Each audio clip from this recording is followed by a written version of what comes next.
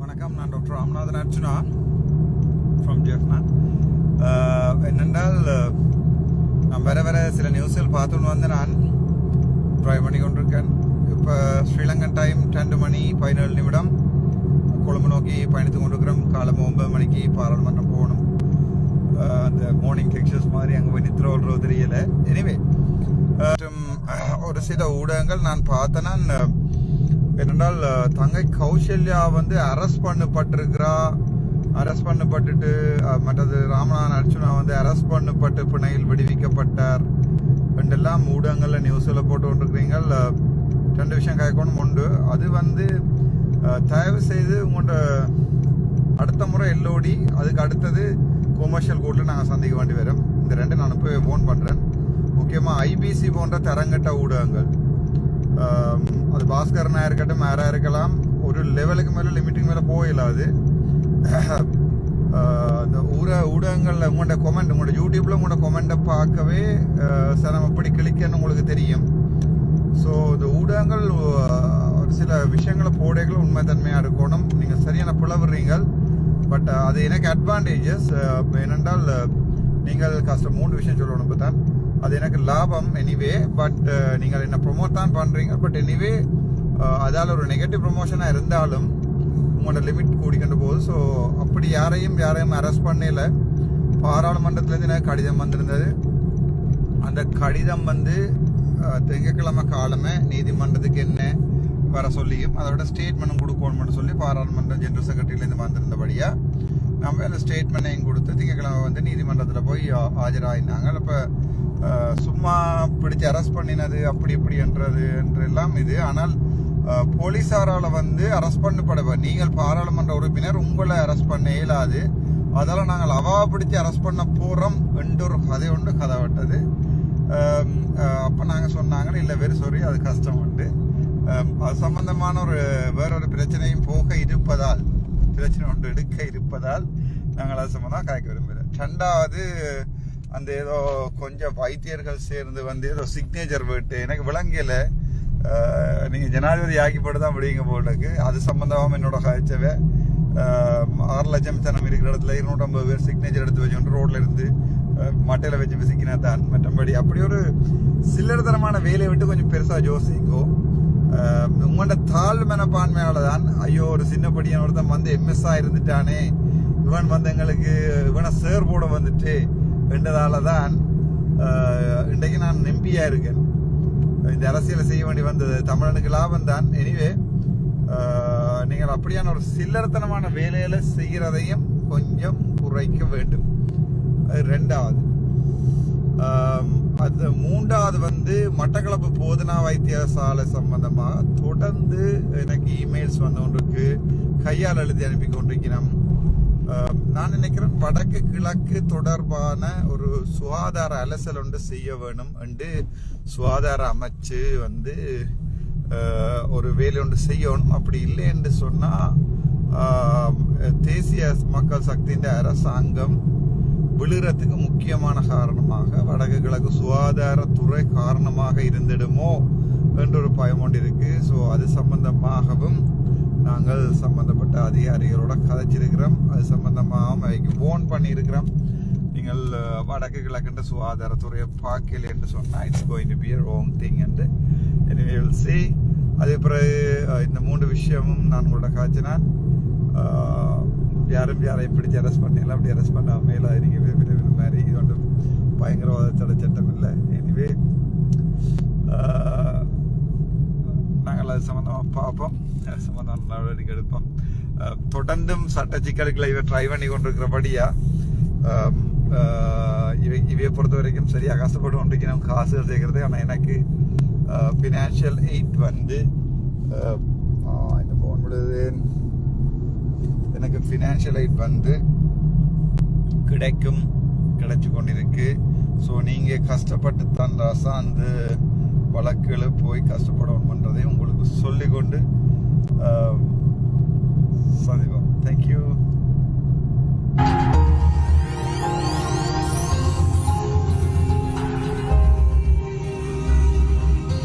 என்னதான் கொத்தி முறிஞ்சாலும் நாங்கள் இருப்போம். எப்படி வசதி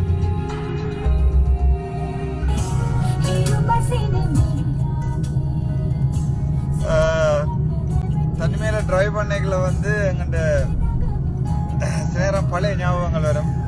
2000 நான் நினைக்கிறேன் 2007ஆம் ஆண்டு 2006ஆம் ஆண்டுல 2006ஆம் ஆண்டு ஓகே 2006ஆம் ஆண்டு ஜூன் மாதம் நான் நினைக்கிறேன் 31 எக்ஸாக்ட்லி ஐ கான் ரிமெம்பர் பேராதனைக்கு வந்து அதுக்கு முதல் நான் கேண்டிக்கு வந்து அதாவது வந்து அந்த நேரம் அப்போதான் பாதை பூட்டினவன் நான் நினைக்கிறேன் ஆகஸ்ட் செப்டம்பர் நினைக்கிறேன் ஞாபகம் இல்லை.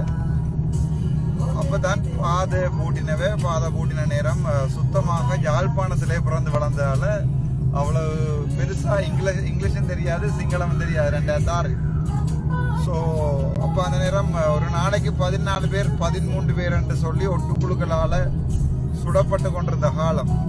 பொறுமை வார மற்ற ப்ரொஃபைலுக்கு ஷேர் பண்ணி விடுவார். அப்போ 13 பேர் 14 பேர் ஒரு நாளைக்கு மேக்சிமம் வந்து சுடப்பட்டு கொண்டிருந்த காலம். அந்த நேரம் கப்பல்ல போய்கொண்டிருந்த அப்ப உங்களுக்கு பல யாராவது அனுபவப்பட்டார்களுக்கு தெரியும். அந்த சிங்கள மகாவித்தியாலயம் ஒன்று இருந்தது. சிங்கள மகாவித்தியாலயத்துக்கு முன்னால வந்து நாங்கள் போய் விடிய காலம் 6 மணிக்கு போய் பாஸ் எடுக்கிறதுக்கு படுக்க வேணும். அப்ப லாந்தர் ஒன்று கொளுத்தி கொண்டு போனாதான் நாமக்கு அரைஞ்சு விட மாட்டான். அல்லது விடிய காலம் லைட்டு மில்ல ஒன்றும் இல்லை ரோட்டுகள் வழியா. அப்ப நாங்கள் 5 பிரிகேட்டுக்கு முன்னால் இருந்தாங்க. 512வது படையணி வந்து எங்கள்ட வீட்டுக்கு முன்னால தான் இருந்தது. அந்த நேரம் மல்டிபரல் அடிப்பாங்க இரவுல. சும்மா இரவு 10, 11 மணி 12 மணி எல்லாம் மின்னும். மல்டிபரல் அடிக்க பக்கத்து நினைக்கிறேன் ஒரு 100 மீட்டர்ல வச்சுதான் மல்டிபரல் ஹாஸ்பிட்டலுக்கு பின்னால. அப்ப சுபாஷ் ஹோட்டல்ல அந்த அதுக்கு இல்லை, சுபாஷ் ஹோட்டல் இல்லை 500 பிரிகேட்டுக்கு இல்லை. இப்போ அதுக்கு இல்லை மல்டிபரல் அடிச்சா இரவு மின்னும்.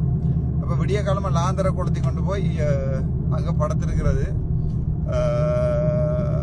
அந்த ஞாபகம் வந்தது. அப்போ நான் நினைக்கிறேன் ஜூன் மாதம் இருந்து ஒரு மாதிரி கப்பல் கிடைச்சிட்டு, அதாவது கப்பலுக்கு போய் பாஸ் எடுக்க நிற்க சைக்கிளையும் அடிச்சிட்டாங்க. இருந்த ஒரே ஒரு சைக்கிள் அதுவும் களவு போயிட்டு. ராமநாதன் கண்ணாண்ட சைக்கிள் என்னோட தந்துட்டு அவர் கொளிச்சுக்கு போய்க்கல என்னோட தந்துட்டு போன ஒரு சைக்கிளை எந்த சைக்கிளை விற்று 10,000 ரூபா காசு வச்சிருந்தேன் நான் கையில்.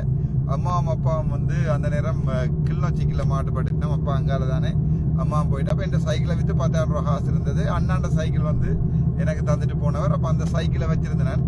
அதை கொண்டு எங்கேயோ பார்க் பண்ணி போட்டு பெட்லோக்கை பூட்டி போட்டு போய் லைனில் படுத்துருந்த அந்த ஃபோம் ஒன்றை போய் அவர் தெரிஞ்சு இங்கிலீஷில் ஐகோ யூ கம் வீகோ மெடிசின் ஜூனோ ரெண்டு அவங்களோட ஒரு மாதிரி. அப்போ அவனு நினைச்சா நேரம் படிக்க நாக்க வேண்டிய எடுத்திருந்த காலம். ஸோ இதுவும் எடுத்துட்டு பாசம் எடுத்துட்டு திருப்பி வந்து பார்த்தா சைக்கிளையும் காணையில் லாந்தரை நூற்று போட்டு விடிய காலமே நினைக்கிறேன். அந்த எனக்கு கிடந்த கடைசி மண்ணெண்ணையில் இருக்கணும்னு நினைக்கிறேன். எடுத்துக்கொண்டு ட்ரிங்கோவில் போய் ரங்கி. அப்போ ரங்கிக்குள்ள 2 பேக் கையில் 2 பேக் இருந்தது. நான் இதே என்ன சொல்கிறேன்டா, அந்த எனக்கு வேலையில்லா பட்டதாரிகள் நாங்கள் வேலை தான் கொண்டு இல்லை அடிவர்றி இல்லைன்னு உங்களுக்காண்டி இருந்த கதை. போய் ரங்கினா 2 பச்சை கலர் ட்ராவலிங் பேக். உடுப்பு இல்லை, உடுப்புகள் வந்து அவ்வளோ பெருசாக ஒரு நீட்டான உடுப்பாண்டி இல்லை இருந்தது தான். பட் எனக்கு தெரியும் வவுனியா கங்கால வேறு வழியாக உடுத்துவாங்க வந்து. பட் ஒன்றும் இல்லை. ஸோ ரங்கேக்குள்ள 10,000 ரூபா காசு கையில் இருந்தது. அப்போ நான் இடம்பெயர்ந்த நேரம் எங்கள்ட ஃப்ரெண்ட் ஒரு ஆள் கர்ஜினண்டு அவன் வீட்டை போய் தான் நின்று நான் சொந்த அண்ணா வீட்டையும் போய் நிற்கல. அவன் வீட்டாவே தான் 6 மாதம் சாப்பாடு தந்தவன். நேரம் இதுவும் இல்லை, என்னது எங்களோட அரசியலோ இதுகளோ ஒன்றுமே இல்லை, எல்லாம் அந்த பாதை பூட்டுப்பட்ட நேரம். அப்போ கர்ஜின் அம்மா வந்து புட்டும் மிளகாய் பொரியலும் தான் சாப்பாடு. அவைக்கும் கஷ்டம். கிடந்த காசுல போட்டு அந்த நேரம் தேங்காயில் கொண்டு எங்களோட வீட்டுக்கு முன்னால 2 தேங்காய் மரம் நின்றது. இங்கே பெருமாள் தான் வீடு. அதில் அந்த 2 தேங்காய் மரத்துலையும் ஒரு நாள் மொத்தமாக 100 தேங்காய் 100 ரூபா படி 10,000 ரூபா. அந்த 10,000 இந்த 10,000 20,000 ரூபா காசு. அப்போ அது பெரிய காசு. அப்பா போட்ட காசுகள் வந்து பீப்புள்ஸ் பேங்க்ல அந்த நேரம் கிளிநொச்சியிலேருந்து வெளியால் காசுகள் வராதால் அப்படியே நின்றுடுது. ஸோ அந்த 20,000 ரூபாயில ஏதோ 10,000 ரூபா செலவழிச்சிட்டு அந்த 6 மாதம் மிச்சம் 10,000 ரூபா வச்சுக்கொண்டு ட்ரிங்கோவில் போய் இறங்கி ட்ரிங்கோவில் இருந்து பஸ் எடுத்து வவுனியாவுக்கு போனால் அண்ணா கொளிச்சியில் படிச்சுட்டு. அப்போ அங்கே ஒரு சித்தப்பாக்கள் இருந்தவ. சரி அதில் எங்கே அதைப்பார். ஸோ அங்கே போனால் அங்கே நிற்க எனக்கு விருப்பம் இல்லை. அப்போ என் ஃப்ரெண்ட் ஒருத்தன் வந்து சொன்னவன் ஹெட்டனில் கிளாஸ் எடுக்கலாமான்னு சொல்லி. அப்போ நான் பார்த்தேன் சரி 2 பேக் ஸோ அந்த 2 பேக்கில் என்ன இருந்தேன்டா, ஒரு பேக்கில் என் A level நோட்ஸ் இருந்தது. அந்த நேரம் குமரன் சாரும் மற்ற மகேஸ்வரன் சாரும், குமரன் சார் வந்து பிசிக்ஸுக்கு, குவன் சார்ன்ற செகண்ட் ஷை நோட்ஸ் வச்சுருந்தேன். நான் பாஸ் பேப்பர் எல்லாம் படிவம் செய்து எழுதி வச்சுருந்தேன். நான் அதை விட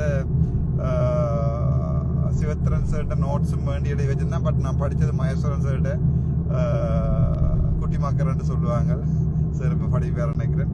அதை விட குணசீலன் சார்கிட்டையும் மற்றது தம்பராய சார்கிட்ட போயில குணசீலன் சார்கிட்டையும் கங்காரன் சார்கிட்டையும் கள்ளம் ஒன்றாள் இந்த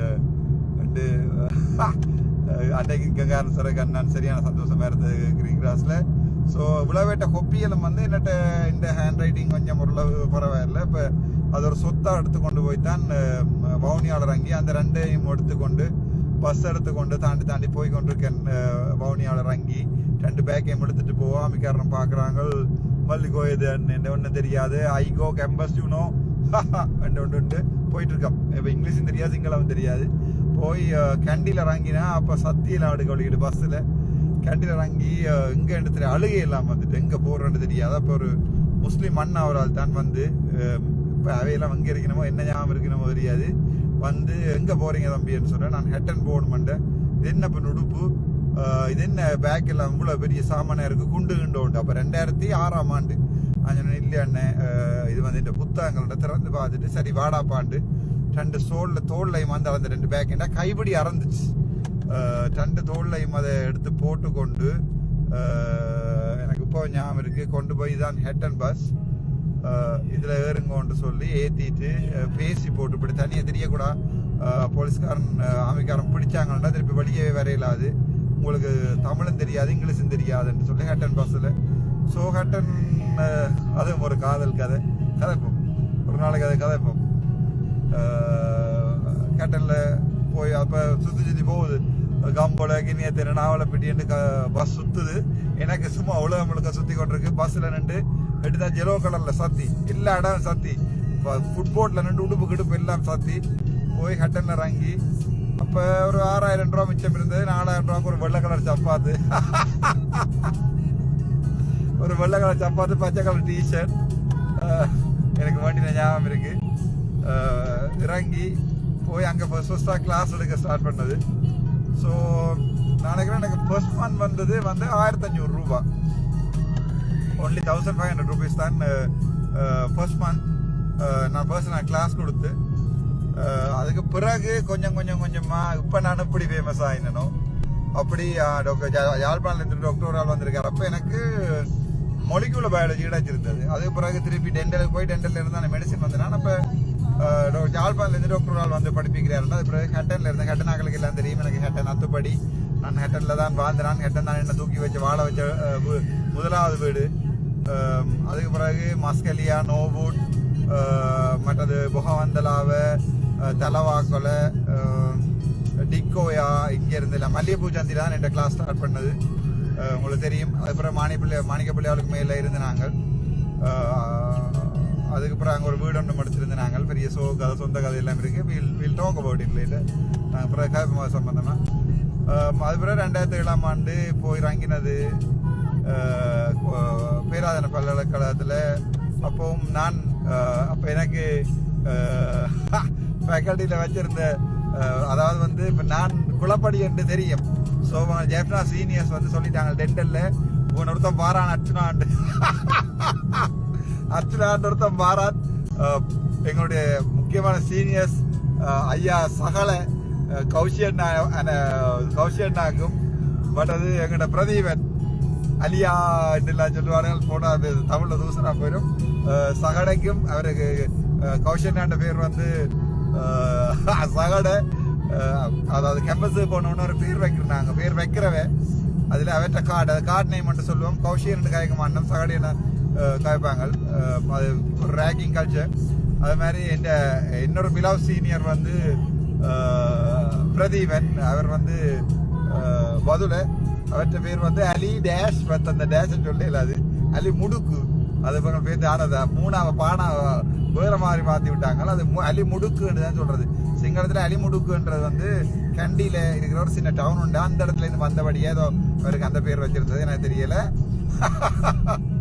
அது பேர் கதைக்கவும் விரும்பல. 2 பேரும் உண்மையான lovable seniors. 6 month maximum ragging. அந்த டைம் அதுக்கு முதல் ஹட்டன்ல இருந்து எல்லா இடமே உழைச்சேன். நான் கிட்டத்தட்ட ஒரு மாதம் 1,70,000 ரூபா 2006ஆம் ஆண்டு. 2006ஆம் ஆண்டு நான் நினைக்கிறேன் ஒரு ஸ்கூல் டீச்சருக்கு சம்பளம் 15,000 ரூபா 20,000 ரூபா இருக்குமான்னு கெஸ் பண்றேன். அந்த நேரம் ஒரு மாதம் 1,70,000 ரூபா மேக்ஸிமம் கிளாஸ் கொடுத்து உழைச்சேன். நான் படிப்பிச்சு உழைச்சேன். நான் 3 பாடம் படிப்பிச்சேன். நான் அதுக்கு பிறகு ஹட்டன்ல டென்டலுக்கு போன பிறகு டென்டல் ஃபேக்கல்ட்டி போன பிறகு ஹட்டனுக்கு திரும்பி போய் அங்கே எனக்கு ஒரு காதலும் இருந்தது பிரகாயம் அது சம்பந்தமா. ஹட்டனுக்கு போய் கிளாஸ் எடுக்கணும்னா இரவு 12 மணிக்கு, இரவு 12 மணிலேருந்து 1 மணி. இப்போ அதனால நான் இப்போ விடிய காலமாக 2:48 ஓடிட்டு இருக்கேன். இப்படியே போய் குளிச்சு போட்டு போய் பார்லிமெண்ட்டுக்கு போய் சரி இரவு 12 மணிலேருந்து 1 மணி வரைக்கும் கிளாஸ், 1 மணிலேருந்து 2 மணி வரைக்கும் கிளாஸ், 2 மணிலேருந்து 3 மணி கிளாஸ், 3 மணி இரவிரவா கிளாஸ். நோவுட், டிக்கோயா, நுவர்லியால இருந்து எல்லாம் பிள்ளைகளை கூட்டி கொண்டு வந்து விட்டுட்டு அம்மா மறந்த குளிருக்குள்ள வழியில இது பிடிச்சிட்டு இருப்பினோம். ஏனென்றால் அந்த இடத்துக்கு வந்து மழை வந்து அந்த நேரத்தில் பாதிக்கப்பட்டிருந்தது. என்னால் 8-9 டாக்டர்ஸ் போயிருந்தவ. அதில் ஒரு கார்டியாலஜிஸ்டும் நான் உருவாக்கி விட்டுருக்கேன். 3 பாடம் நான் படிப்பிச்சேன். நான் இதேன்னு சொல்றேன் என்றால் நாங்கள் வந்து ஒரு என்னென்னு சொல்றது வேலை தருவினம், வேலை வரும், கவர்மெண்ட் ஜாப் வரும், 60,000 ரூபா சம்பளம் வரும் என்று பார்த்து கொண்டுக்கிறத விட்டுட்டு நாங்களாவே ஏதாவது ஏர்ன் பண்றதை திங்க் பண்ணணும். வேலையில்லா பட்டதாரிகளுக்கு தான் இது நான் இந்த விஷயத்தை சொல்றேன். நீங்கள் உங்களுக்கும் ஒரு வரலாறு இருக்கும். உங்களில் இருந்து 1000 அர்ச்சனாக்கள் உருவாகலாம்னு நினைக்கிறேன். அதில் முக்கியமாக நான் சொல்ல வேண்டி வந்தது, நான் இப்போ இரவில் டிரைவ் பண்ணிக்கல கூட சிங்கள பாட்டுகளை கேட்டுக்கொண்டு டிரைவ் பண்ணுறது வழக்கம். ஸோ அந்த சிங்கள காதல்களை ஞாபகப்படுத்தி வச்சிருக்கலாம் என்று 1-2 சிங்கள காதல் இருந்தது. சொன்ன காதல் சில, சொல்லாத காதல் சில, பக்கத்தில் இருந்த காதல் சில, கையில மட்டும் தொட்டு பார்த்த காதல்கள் பல. அப்படி இருந்தது நினைக்கிறேன் 2007, 8, 9 வரைக்கும். சரி, அதுலேயும் ஒரு முக்கியமான ஜோக் கொண்டு இருக்கு, அதையும் நான் சொல்லுறேன்.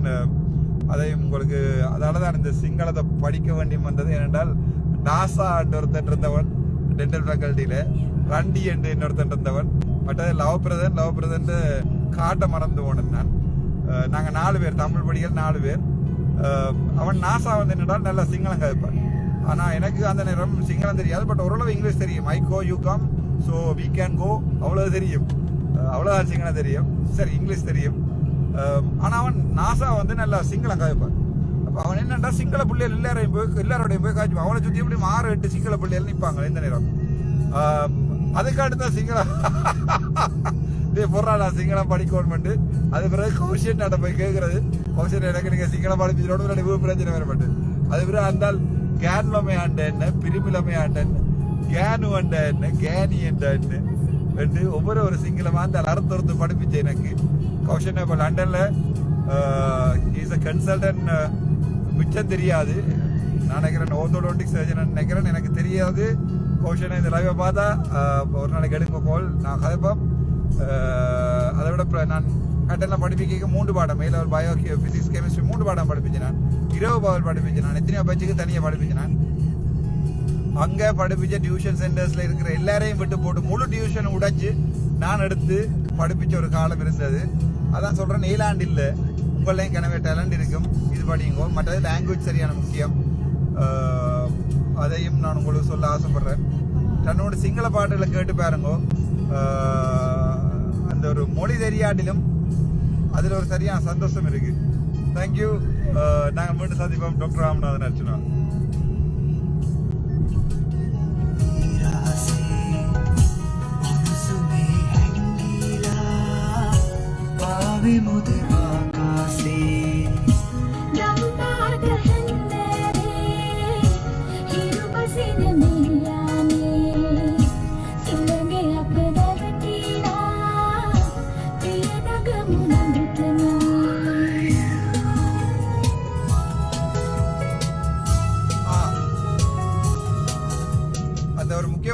காதல் கதையை சொல்ல மறந்துட்டேன். அது வந்து டென்டல் ஃபேக்கல்ட்டியில போயிருந்த காலங்களில் வந்து ஃபர்ஸ்டா 6 month ரேகிங் நடக்கிறது. ரேகிங் முடிஞ்சு அதுக்கு பிறகு பாடி ஃபீட் அண்ட் கொம்பாட் பாடி ஃபீட் ஒன்று தருவாங்க சீனியர்ஸ். அதாவது வந்து ரேகிங் டைம்ல வந்து உடுப்புகள் போடையிலாது அடிப்பாங்க, பேசுவாங்க, புத்தகங்கள் இருக்கு பாடமாக்கணும், இங்கே பேட்ச்மேட்ஸ் பர்த்டே, ஃபோன் நம்பர்லேருந்து எல்லாம் பாடமாக்கணும். பாடமாக கட்டி அடிப்பாங்க. அந்த கதையை எனக்கு யாராவது ஞாபகப்படுத்துமோ அடுத்த முறை ஒரு யூடியூப்ல ஞாபகப்படுத்துமோ நான் அதை சொல்றேன். அதே மாதிரி அது ஒரு காதல் கதை என்னென்றால் அது உங்களுக்கு கேட்டா சிரிப்பீங்க. அதுக்கு லாங்குவேஜ் முக்கியம்ன்றதுக்குரிய ஒரு காதல் கதை சொல்றேன். தம்பி பொருங்கோ. என்னென்றால் அதாவது பட்ச் அந்த டைம் எங்கள்ட நார்மல் பாடி ஃபீட்டும் முடிஞ்சு இப்போ பேராதனையில் யாராவது படிச்சு கொண்டு ஸ்டூடெண்ட்ஸ் பார்த்தா அவருக்கு கட் பண்ணிடுவோம். ஓகே, அதுக்கு பிறகு பாடி ஃபீட்னு சொல்கிறோம். அதாவது வந்து எங்களை கூட்டி கொண்டு போய் இல்லை சாப்பிட தருவாங்க. அது பிறகு பெஸ்ட் டான்சர் அதே சொல்லி வைக்கிறேன். Best dancer of the batch வந்து எனக்கு தான் வந்தது. அந்த நேரம் ஷடோனா, அவளோட பேர் எனக்கு தெரியாது. ஷடோனான்ற ஒரு சிங்கள பிள்ளை. She is very beautiful. Unfortunately நானும் ஒன்றும் கதைக்கல, அவன் ஒன்றும் கதைக்கல. பட் அது வந்து ரியல் லவ் இல்லை, ரியல் க்ரஷ். ஆனால் அதையும் தாண்டி ஷடோனான்றது அவளோட கார்ட் நேமா. அதாவது அந்த பிள்ளை நான் நினைக்கிறேன் 2006ஆம் ஆண்டு பார்த்ததுக்கு பிறகு 2024ஆம் ஆண்டு கிட்டத்தட்ட எத்தனை வருஷம் 10, 14, 18 வருஷத்துக்கு பிறகு எதேச்சியா கண்டு நான் போஸ்ட் கிராஜுவேட் இன்ஸ்டிடியூட் ஆஃப் மெடிசின்ல சரி அதில் கதை பார்த்து ஓகே லீவ் இட். என்னோட ஜோக்கான ஒரு காதல் கதை சொல்றேன். அப்ப பட்ஜில் இருக்கைகள நான் இப்படித்தான் இருப்பேன். நான் அந்த டைம் இருந்த போட்டோ ஒன்று போடுறேன். என்கிட்ட கிடக்கணும் பழைய பாடி ஃபீட் போட்டோக்கள்லாம் இருக்கணும் தேடி எடுப்போம். சிடியில் ரைட் பண்ணி வச்சுனா எங்கேயோ தெரியல. ரேகிங் நேரம் எடுத்து அப்போ இந்த Sony Ericsson K800i என்ற ஒரு ஃபோன் ஒன்று வந்திருந்தது. உங்களுக்கு தெரியும், நான் கிளாஸ் கொடுத்தாலே என்னோட மட்டும் தான் கலர் ஃபோன் இருந்தது, கலர் டிஸ்பிளே ஃபோன்.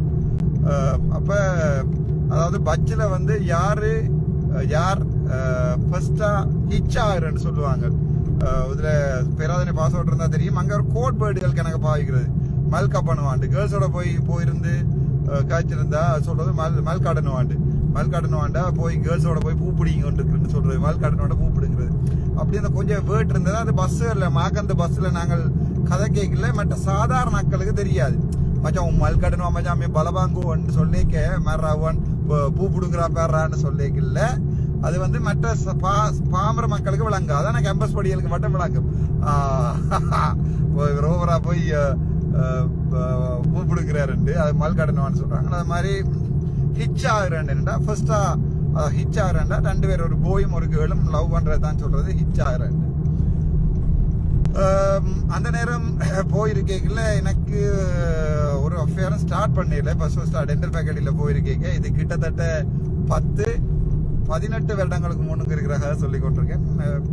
அப்போ ஒரு நாள் அங்கே கேன்டீன்ல வந்து சிங்களீஸ்ல ஒரு பியூட்டி இருக்கு. என்னென்றால்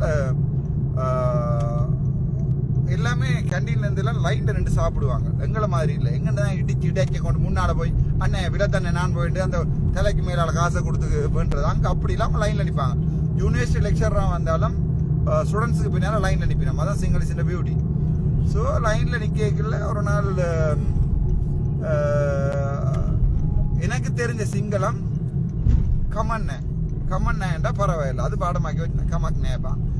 அப்ப தெரிஞ்ச கமன்னே இப்ப தெரியும். அது உண்மையா சொல்றது கமக்னே எனக்கு அது மட்டும் தான் தெரியும். ஸோ பின்னால் அவள் வந்து பட்ச் ரெப் வந்து அதாவது பட்ச் ரெப்னு சொல்றது பாய்ஸ்லயும் ரெப்பி என்று 2 பேரை போட்டு வச்சிருக்கிறது. ரிப்ரசன்டேட்டிவ் அதே பாய்ஸ்ல சொல்றது ரெப்பாண்டு, கேர்ள்ஸ்ல சொல்றது ரெப்பி அண்டு. ஸோ ரெப்பி அவள் வந்து அவள் கல்யாணம் கட்டி நாளைக்கு 8-10 பிள்ளையும் எனக்கு நினைக்கிறேன். அப்ப லைட்ல இருக்கேங்கல அவள் பின்னால நின்றவள் வந்து கையை பிடிச்சிட்டு சிங்களீஸ்ல ஒரு வழக்கம் அந்த அவளை விரும்பாவளோ ஃப்ரெண்டா இருந்தாலும் அந்த கையை பிடிச்சி ஒன்னிப்பாளவே கையை விடத்துல பிடிச்சி வந்து போட்டு. அப்ப எனக்கு இந்த பேர் வந்து நெல்லி. அது என்னன்னு கேட்காதீங்கோ. எங்களோட சீனியர் அக்கா ஒரு நான் ஜெயில இருந்து பல்லு கிளீன் பண்ண போய்க்கலாம். அங்க இருந்து காண்டவா கதைக்கிறேன் அக்கா, நீங்க பார்த்தா நம்ம வந்து கதைக்கிறேன் மறந்து போனேன், திருப்பி வந்து கதைக்கிறேன். என்ன இப்ப வந்தா திருப்பி ஜெயில பிடிச்சி போட்டுருவாங்க, வெளியால் வந்து உங்களோட கதைக்கிறேன். யாழ்ப்பாணம் போதனா வைத்தியசாலைக்கு ஏதாவது வந்தேன்னு சொல்லி பிரச்சனை பண்ணிடுவாங்க. அந்த அக்காவை கனாலத்து பிறகு அவாவையும் 18 வருஷத்துக்கு பிறகு இந்த இமீடியட் சீனியர்.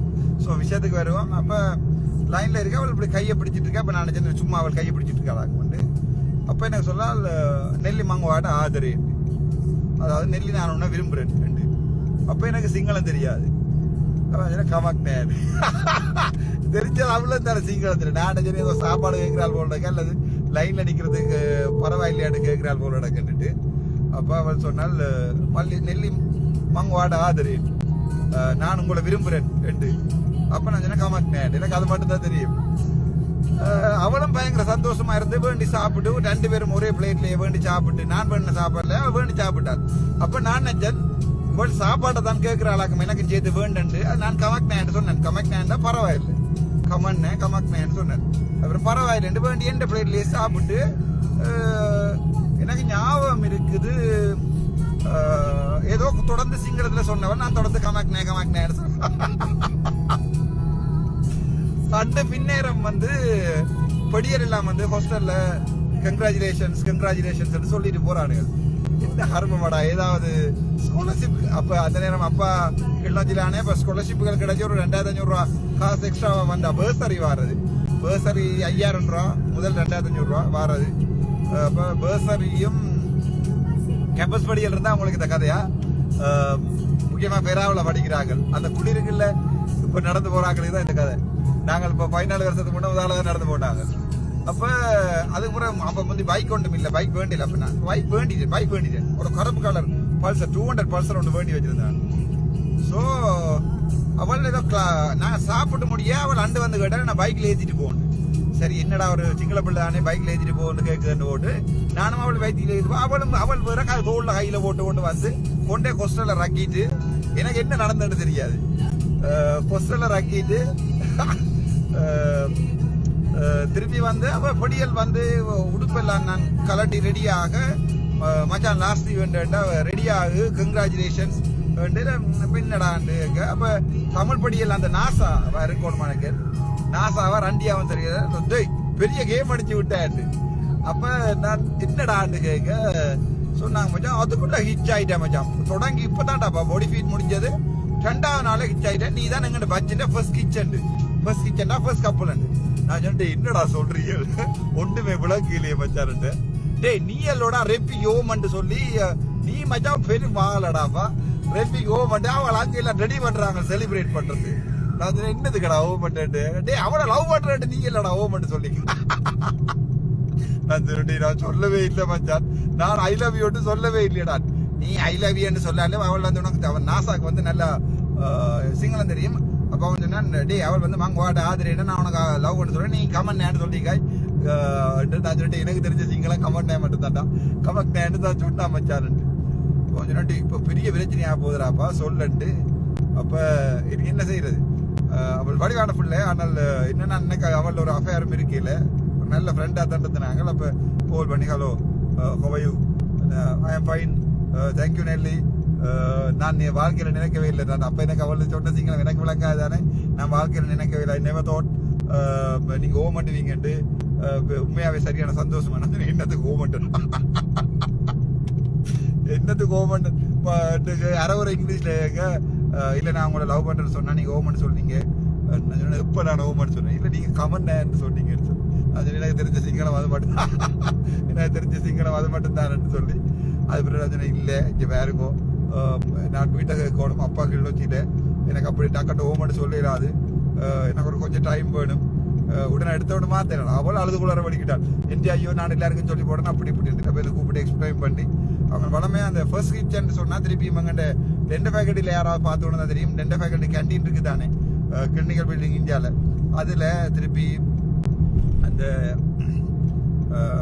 அதாவது 3 பேரை என்ன மாதிரி உயரம் உள்ள 3 பேரை சரத்தால போது கட்டி அவளையும் கண்ணெல்லாம் கட்டி போட்டு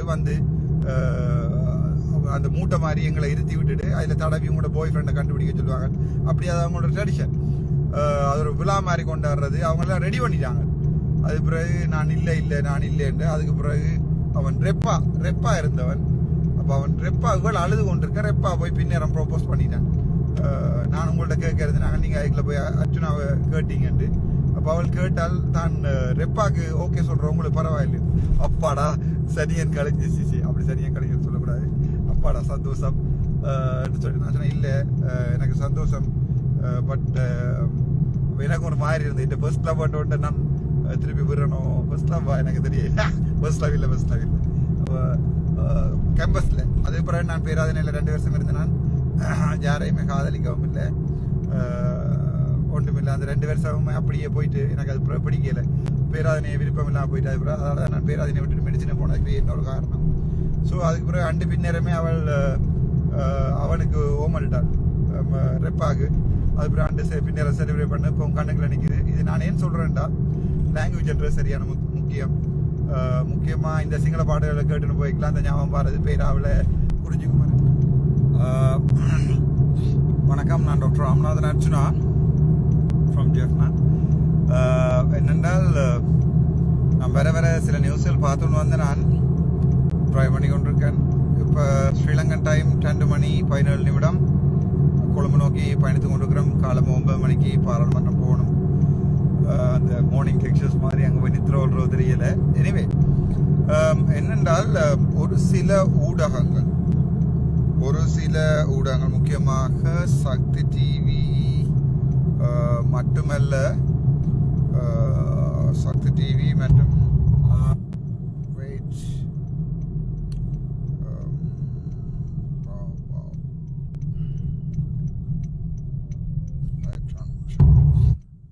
சக்தி டிவி மற்றும் ஒரு சில ஊடகங்கள் நான் பார்த்தேன்னா என்னென்றால் தங்கை கௌசல்யா வந்து அரெஸ்ட் பண்ணப்பட்டுட்டு மற்றது ராமநாதன் அர்ச்சுனா வந்து அரெஸ்ட் பண்ணப்பட்டு பிணையில் விடுவிக்கப்பட்டார் என்றெல்லாம் ஊடகங்களில் நியூஸில் போட்டு கொண்டிருக்கிறீங்க 2 விஷயம் கேட்கணும் உண்டு அது வந்து தயவு செய்து உங்களோட அடுத்த முறை எல்லோடி அதுக்கு அடுத்தது கொமர்ஷியல் கோர்ட்டில் நாங்கள் சந்திக்க வேண்டி வரும் இந்த 2 நான் இப்போ ஃபோன் பண்ணுறேன் முக்கியமாக ஐபிசி போன்ற தரங்கட்ட ஊடகங்கள் அது பாஸ்கரனா இருக்கட்டும் யாராக இருக்கலாம் ஒரு லெவலுக்கு மேலே லிமிட்டுக்கு மேலே போயிடாது இந்த ஊடகங்களில் உங்களோட யூடியூப்பில் உங்களோட கொமெண்ட்டை பார்க்கவே நம்ம எப்படி கிளிக்கன்னு உங்களுக்கு தெரியும் ஸோ இந்த ஊடகங்கள் ஒரு சில விஷயங்களை போடைகள் உண்மைத்தன்மையாக இருக்கணும் நீங்கள் சரியான புலவுறீங்க பட் அது எனக்கு அட்வான்டேஜஸ் ஏனென்றால் நீங்கள் கஷ்டம் 3 விஷயம் சொல்லணும் இப்போ தான் அது எனக்கு லாபம் எனிவே பட் நீங்கள் என்ன ப்ரொமோட் தான் பண்ணுறீங்க பட் எனிவே அதால் ஒரு நெகட்டிவ் ப்ரொமோஷனாக இருந்தாலும் உங்களோட லிமிட் கூடிக்கொண்டு போகுது ஸோ அப்படி யாரையும் அரெஸ்ட் பண்ணல பாராளுமன்றத்துலேருந்து எனக்கு கடிதம் வந்திருந்தது அந்த கடிதம் வந்து திங்கட்கிழமை காலமே நீதிமன்றத்துக்கு என்ன வர சொல்லியும் அதோட ஸ்டேட்மெண்ட்டும் கொடுக்கணும்னு சொல்லி பாராளுமன்ற ஜெனரல் செக்ரட்டரியிலேருந்து வந்திருந்தபடியாக நம்ம அந்த ஸ்டேட்மெண்ட்டையும் கொடுத்து திங்கட்கிழமை வந்து நீதிமன்றத்தில் போய் ஆஜராகினாங்க இப்போ சும்மா பிடிச்சி அரெஸ்ட் பண்ணினது அப்படி என்றெல்லாம் இது ஆனால் போலீஸாரால் வந்து அரெஸ்ட் பண்ணப்படுவார் நீங்கள் பாராளுமன்ற உறுப்பினர் உங்களை அரெஸ்ட் பண்ண இயலாது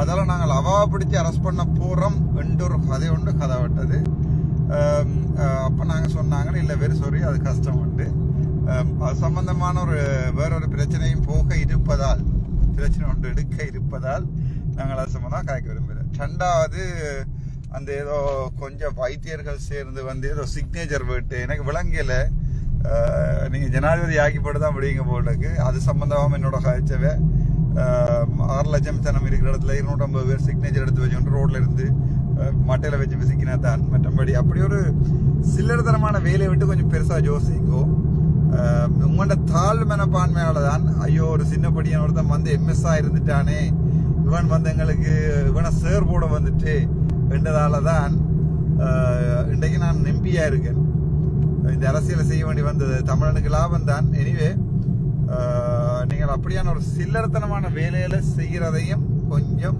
குறைக்க வேண்டும் அது 2வது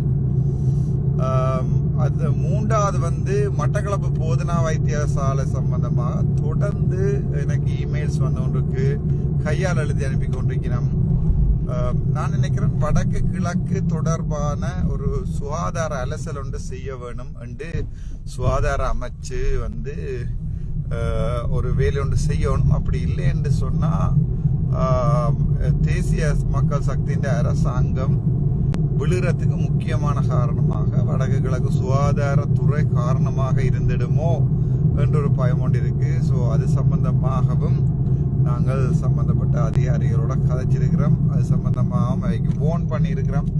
நீங்கள் வடக்கு கிழக்குன்ற சுகாதாரத்துறையை பார்க்கல என்று சொன்னால் it's going to be a wrong thing என்று anyway we'll see.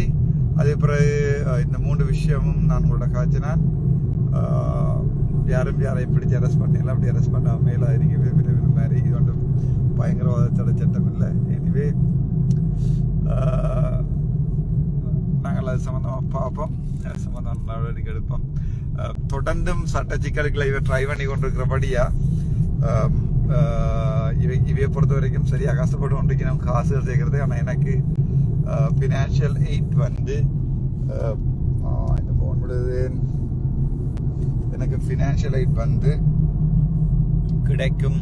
கிடைச்சு கொண்டிருக்கு.